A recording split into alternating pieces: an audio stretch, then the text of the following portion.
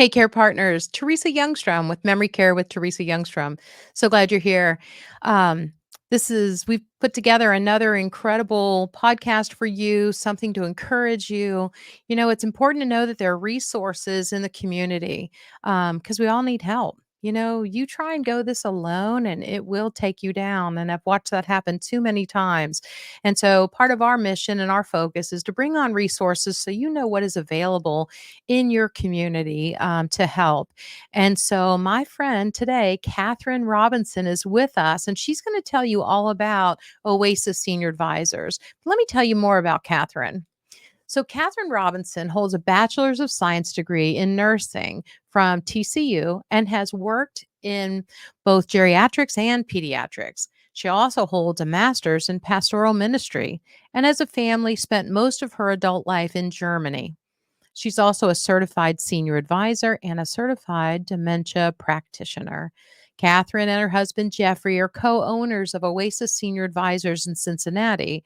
And Oasis is a nationwide organization that provides guidance and support for seniors and their families as they face the challenges of aging. Please help me welcome to our podcast, Katherine Robinson. Hello, Katherine. Hi, Teresa. Thank you so much. It's a privilege to be with you today. Thank you. Well, it's a privilege for me too. I consider you a friend and a colleague, and we've worked together quite a bit over the years. And what I realized is that even though I had been I've been a nurse forever. And for a while there, because I helped start a private duty company, I was in all these communities and I had my finger on the pulse of who was doing great, who wasn't doing great, who just got purchased, who just had the state in there with a lot of charges. Okay, so I kind of knew where the good places to help encourage people, but I lost track of that because of my business getting so big. And then I found Oasis Senior Advisors, and it was a great resource. And you being a nurse, and gosh, we hit it off right away as friends. And you've helped so many people along the way. So thanks for being here. And I just want to share you and your ideas with my audience. Thank you. Yeah. So I've got a list of questions here. First Okay. one. Why did you choose to start your own referral business? Well, as you mentioned, Teresa, as a family, we lived in Europe for a long time and worked with seniors in mostly a church setting. And we were familiar with everything that was available to them, which was a lot, to older adults to support them in the aging process. When we returned to the United States, we saw firsthand all the challenges to aging well here and the lack of support in a lot of ways. And also, my mother had Alzheimer's, and my sister and I had no idea, even as a nurse, how to navigate that journey. We were unaware of any resources that were available to us. That was 30 years ago, and there wasn't a lot, but there were things that we could have availed ourselves of and we didn't know it. Sadly, we made some very poor decisions when it came to her care. We just didn't know any better. We could have used wise counsel. So when the opportunity came along to become Oasis Senior Advisors, it seemed like the perfect way to use my nursing background, my personal experience, and my ministry experience all in one. Yeah, I think that is wonderful. Um, my mother had dementia also, and that I found myself, I'd been a nurse 30 years and didn't know what to do. I always tell people I got kicked out of the blankety blank house. So obviously I needed some help too. And then that's what led me to start my business because there wasn't any, I needed help too. And I needed someone to give me help. Back to Oasis, this is a perfect example of why people need your help is that I had a family who their mom had a fall. She's no longer independent. She needed a place to go, and the hospital gave them a 4-page spreadsheet, Excel spreadsheet, 4-page of Mm-hmm. locations with names, address, phone numbers. Uh, and they called me and they're like, what do we do? And so, Mm-hmm. of course, I led them to you and you found them a great place. But what exactly is it that Oasis does? Primarily, we come alongside, generally speaking, alongside seniors and their families to guide them through those challenges of aging and decline and increasing care needs. Depending on where the senior is at that point in their journey and their present circumstances, we can help them find the support they need, perhaps at home. We connect them to resources like yourself if they're new to the dementia game. Also, elder law attorneys or financial and insurance experts, just to name a few things. But as you just mentioned, Teresa, often if they're in a healthcare setting and in a hospital or a rehab, maybe even a nursing home, and they don't necessarily need to be there. So we work closely with the family and the case manager or social workers to know the next best steps to receive the care and support they're going to need, like a respite stay perhaps, or maybe it's time for placement in an assisted living or a non-nursing home, or a memory care. And something that's reassuring to people is we are a free service. We don't charge the families anything. So that's usually welcome news in a very costly situation to them. For sure. Yeah. And so it really does take a village in this It industry, does. and because there are so many different aspects to it. But yeah, and I try and encourage people, know your plan B, know your plan B. This is working great right now, but know what your plan B Mm-hmm. is, because stuff happens. You might get hurt. And then she can't live alone. And then boom, she could be sent out to Timbuktu. So, and we've Exactly. had that happen, to We people. have. Mm-hmm. Yeah. During COVID was the worst. But tell me something. What does the CSA stand for in your title? That stands for a Certified Senior Advisor, which indicates that a person has successfully taken the comprehensive course called Working with Older Adults. Mhm. And they passed the national exam and they've maintained that certification. What that course does is it looks at the important aspects of aging, like health transitions, the decline that's going to happen that people are going to have to engage with, financial and estate planning, also extremely important. There's federal and state program section to it, what's available on those levels, quality of life choices, and the last section is ethics that involve older adults. And all Oasis advisors are required to have the CSA certification. That's important. Yeah. Back in the day, I've been around the block a long time, and I can remember being in a networking event, and there was 2 organizations, and all they did was just feed each other the clients. It didn't matter if it was in the best interest of the client. They just were like, "Oh, yeah. You and me? Oh, yeah." And it was like, "Wait a minute. We need Katherine. We need someone who will go in," because 'cause you've gone into some of my clients and figured out that, this was the best, and I didn't see it. But yet, because you're able to personalize that care, you were able to know what was in their best interest. And so I am Right. always delighted and pleasantly surprised with what you come up with for these people that I just don't have the skill or experience to lead them to the best organizations anymore.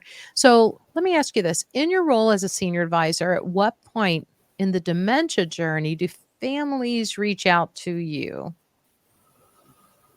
It's primarily 3 points. The one we see the most often is a child visits a parent after an Mm, absence. The child lives somewhere else. They talk to mom on the phone. Everything's fine, and they get reassured. I'm fine, honey. Life is just going on as normal. All those things you hear on the phone when you talk to mom, and then they come visit. We usually see this during the holidays, um, and the child comes to visit, and they suddenly see firsthand that their parent or parents sometimes are unable to manage on their own. mhm, Maybe they mhm. see things like maybe personal hygiene is very compromised. Often I hear that there are stacks of unpaid bills on the kitchen table. Yes, There yes. might be unhealthy living conditions. With my mom, she would put things that should be in the refrigerator in the dishwasher because she was Mhm. confused and she was Oh, eating spoiled food. aw. Um, Or maybe there's dents in the car. That's one I hear a lot, and there's no explanation. Or, Yeah, well, somebody ran into that's me. been there. There's That that. that's been there a Um, long time. so yeah, exactly. They're confronted with their parents' need of support for their ADLs or activities of daily living. The second thing we see is when I get a call from the caregiver, and you've Mhm. probably encountered this a lot, Teresa. Yes. They're no longer able to provide the type of care, the time investment. I see this often with the kids. Mhm. They're working full time, they've got their own family, they can't be at mom's 6 hours every day. It's just Right. not working. So the demands on the caregivers are huge. And at some point, they're unable to meet the physical, emotional time investment that they have to meet those needs. And sadly, the third one is when there's been some sort of an event. Maybe the older adult has wandered off and the police bring them home and they Mhm. realize they are wandering and they can't stay anymore. Or there's been a crisis, like they've fallen and broken a hip. That's a Mm. common one. Yes. They've fallen, they broke a hip, they're in the hospital, they're unsafe to go home, and what do we do? It's Mhm. they're going to be discharged in Yeah. 48 hours, and And I've you've got got to a figure this 4-page out document to figure it out. to 4 figure pages. out that list that you just mentioned. Yeah. Great. Okay, what do I do with this? Yes.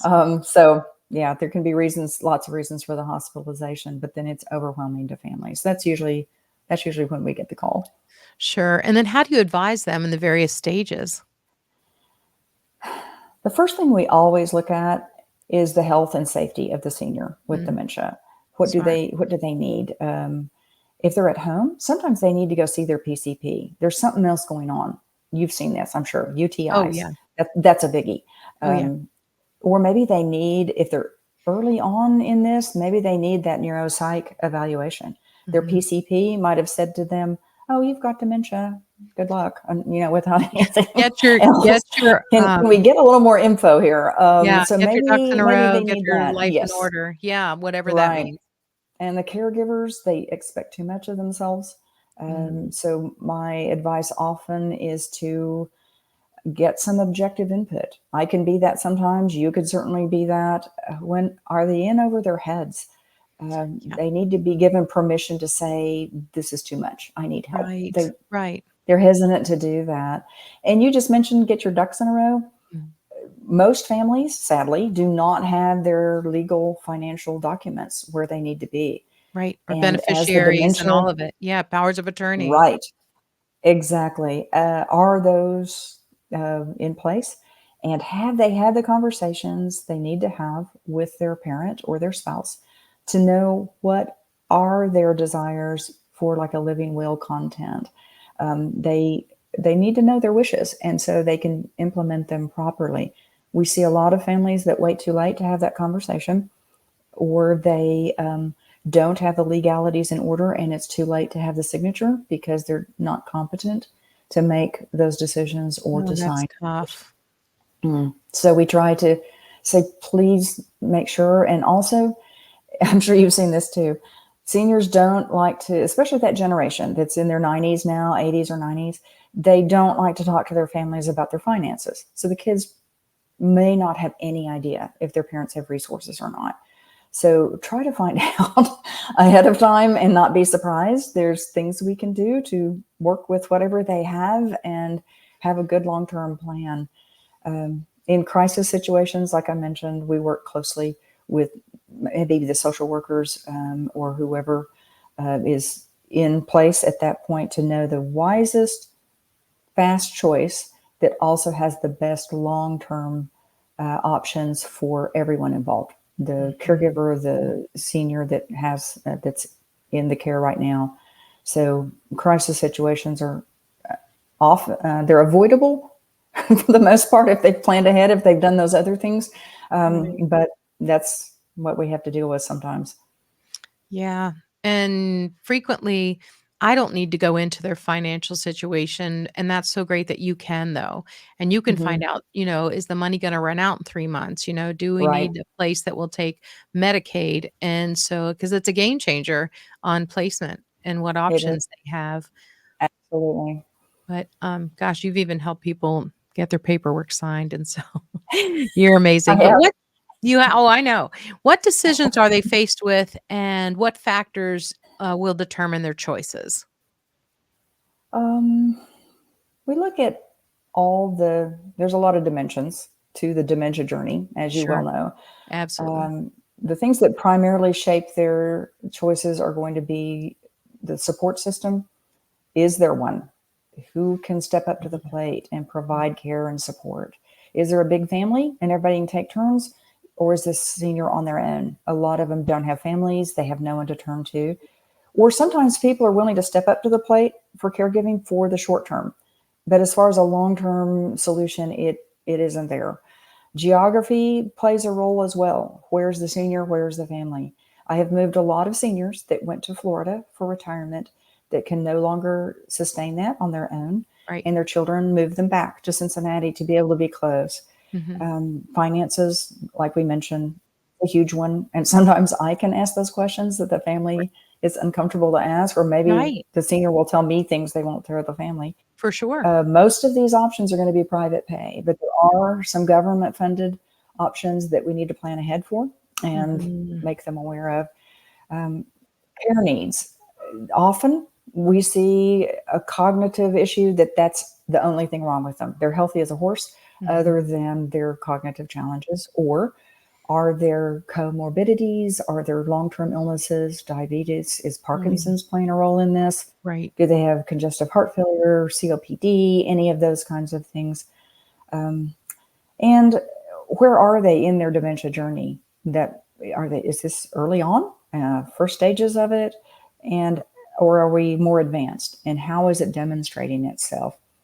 Something that's helpful for families is to know what. Sometimes it's very helpful to know what type of dementia it is, because some Mhm. of them can end up having aggressive behaviors, and that Mhm. is going to change the care trajectory. And we also need to look out for the caregiver in that situation. Are Sure. they safe? As an advisor, the question I probably hear most often when dealing or helping families in a dementia situation is placing my loved one in memory care the right option? And if so, when is the right time to consider it? This is a highly individualized question, and it can be also very controversial within families. Yeah. While most older adults say, "I want to stay at home. I'm fine at home. That's where home can sometimes be unsafe and not a supportive environment to them. Their home no longer works. Are there stairs? Are there, all those things?" The word home, and I'm sure I'm preaching to the choir here, Teresa, you've probably said this on a billion podcasts, but it can also be an expression of them just wanting to be safe and Mhm. secure, Sure. or return to how it used to be. Mhm. And that isn't an option anymore. So, memory care is often the best choice. In a lot of times, it's very misunderstood. The last thing I'll say about that is when you say the word memory care, often it brings to mind the idea of nursing homes that grandma was in. There was no specialized anything. Mhm. And they sat in a chair listlessly and just languished until they passed. That Mhm. is not what I'm speaking of when I'm Right. saying memory care. Although it's Um, out there. it is, it is, but there's also some very good nursing homes. There They are. sometimes get a bad rap, but That's those why we kinds of need Catherine. situations, those That's why. situations do exist, and Yeah, I I can help know. people avoid that. Yeah. Yes. But what I'm speaking of are things like assisted livings that have memory. They call them neighborhoods usually, Mhm. or senior communities that specialize specifically in dementia. There is a team of people that is providing the care that caregivers at home are trying to do on their own. So you have a bunch of people doing all of that. The physical care is met, obviously. They get their meals, they have their personal hygiene done. The incontinence care is provided. That can be overwhelming for caregivers at home. But one of the most important things to realize is the physical space is designed for safety and for them to flourish and remain as independent as possible. And they have physical activities that are safe for them to keep them as fit as possible. Mobility is encouraged, Mhm. It's important. and there's appropriate cognitive um, stimulation, things that they can still manage to do to make them feel that sense of accomplishment or purpose. They're often, well, they're usually almost always private rooms. They can have their own furniture, their favorite chair, their favorite blanket, their bed, the pictures on the wall, the little framed prints of their family, all of that can be in there, but it's a secure space for them where they're safe. And all the factors I mentioned before influence that decision, and timing. But once again, I'm going to circle back to the caregivers, because that is a huge driver in this. It allows the caregiver to have someone in memory care, allows the caregiver to return to being whatever they were before, the child, the spouse, and they have the freedom to do that then, and to have space for self-care and fulfill that role rather than the sometimes overwhelming role of being a caregiver. Right. It's good for them to see those options too. I know Mm-hmm. you helped a friend of mine, and the place that you sent her to with her mom, I had never even heard of. And when I went to visit, it was wonderful. And Yeah. her mother is still there, and she's still thriving. It's been over a year, and she actually met a gentleman there that she enjoys sitting and holding hands with. And you know what? They think they're married, and Mm-hmm. it's adorable. And his family is very happy with her being there, and this gave the daughter so much peace. It doesn't always work out like this, but it did No, give the daughter but so much peace mm-hmm. that the mother is no longer looking for the daughter every minute of the day. Yeah, she's happy where she is at her Mm-hmm. home, and it's just amazing. Probably the biggest challenge I see when the dementia is involved is, are they aware of their disease, or are they not aware? Because it's an absolute game changer, and it's a different care plan. My mom didn't see her Yes. dementia, and you know what? We wondered why she would, that's how I got kicked out of the blankety blank house. And it wasn't I said anything wrong or tried to make her do anything. It just the logic portion is gone, and I said something that she could not Mm-hmm. relate to, and it was just like boom, boom, get out of my blankety blank house. I was like, what just happened? And I went with it, and I apologized and Mm-hmm. left, all the while deciding that I was going to figure this out. And why can they not see at that time? Why do they not have awareness? But it's true. Mm-hmm. Some of them just don't have awareness, and some do. Mm-hmm. And it's a game changer on how we care for these people. And do they have enough money to bring enough help Mm-hmm. in? Do they know their boundaries? I had one wife who said, as soon as I got to change his diapers, where I'm out of here. He's going to a place. And I just said, well, you know Mm-hmm. what? I'm thankful you know where your line is. Because a lot of times Yes. you keep getting pressed backwards into doing things that you're not comfortable doing, then you don't have an good attitude doing it, and it ends up in a fight, and it could be done different. And so, yeah, just Yes. so many stories That pop into my continence head. thing. Yeah, Yeah, exactly. the Yeah, I toileting hear a thing, lot of yeah, husbands, the toileting thing. A lot of husbands, that's where they max out in caring for their dear wives. They said, no, I just y can't do the incontinence. I can't do right, the and diaper change. Yeah, right, and right, but and that's she their may not reality, want and him it's to do it. okay. She may not No, want him to. exactly, Yeah, and you hate to exactly. think that it comes down to funds, but if they can afford to have people come into their own home and keep them in that familiar place, great. But you and I have both Hmm. seen situations where it's not the safest place anymore. Guys, this is not gonna Yeah. work anymore. Yeah, some people have turned their Hmm. dining room into a bedroom, Hmm. but, not everyone can do that. So, Yeah. that's why I need a Catherine, that's all I can say. So, for caregivers listening to the podcast, what words of advice do you have for them as a senior advisor? That's probably a completely separate podcast, but I'm You going to. know, I We can agree. talk about that one for hours, Well, we'll Teresa. have to have you But back. That's all I can okay, say. Yes. but I will say that please be proactive and not reactive. Be realistic.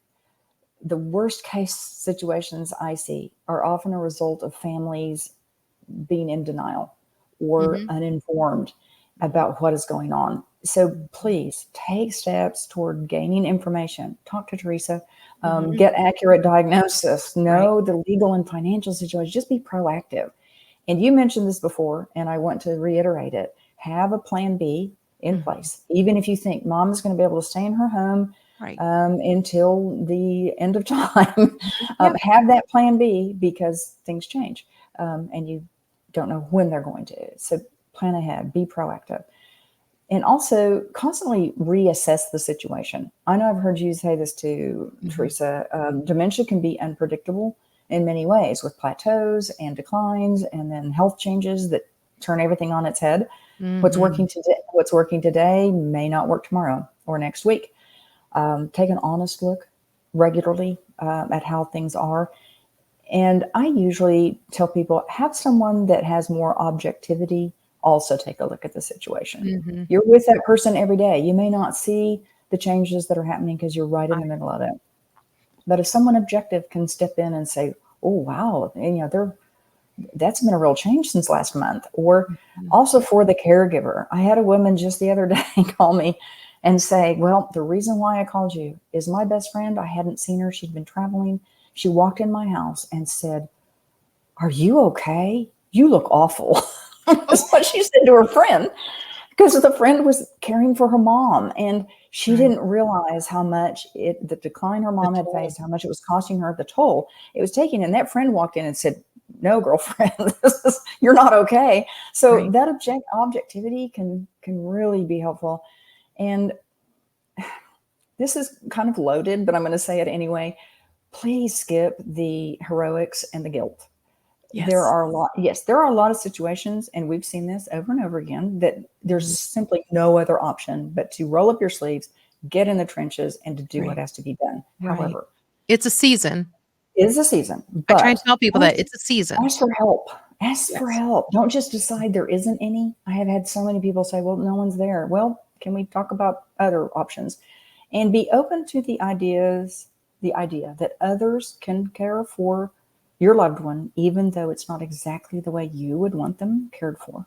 And don't labor under the I promised guilt. This is where I want to go with this, even though I might make some people mad. They have said in prior years, families have promised, never put you in a nursing home, Mom. Put you in a nursing home, or you can move in with me when the time comes, or especially single daughters. I've heard this a billion times.